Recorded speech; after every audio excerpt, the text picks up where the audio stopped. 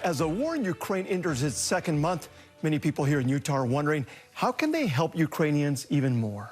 There have been several rallies and fundraising efforts, but one Salt Lake City man took it even further.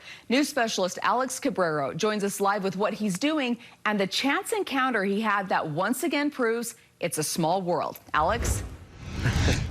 Yeah, Debbie, you know, we say that all the time, but Rob Sturgill has an example that is completely unbelievable and yet absolutely true.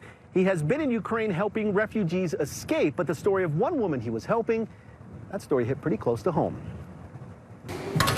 There's something about a good coffee shop that leads to even better conversations. They were there when we pulled in.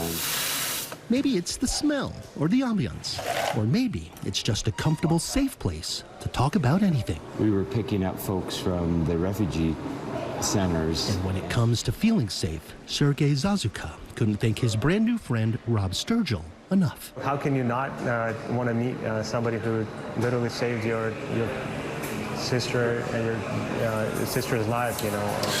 This Salt Lake coffee shop is the first time these two have met, but they've talked to each other before on the phone when Sturgill was recently in Lviv, Ukraine to help Ukrainians in the middle of a war. We showed up to deliver some supplies. One day, Sturgill, who is from Salt Lake City, was bringing medical supplies to people when he met a woman and her daughter desperate for a ride to the border because Russian soldiers were getting closer. He said yes. As we started to visit and she was getting into the van, she mentioned, I've got a brother in Salt Lake City, Utah. And really? And so as we were driving down the road, basically I said, let's call your brother. Her brother is Zazuka.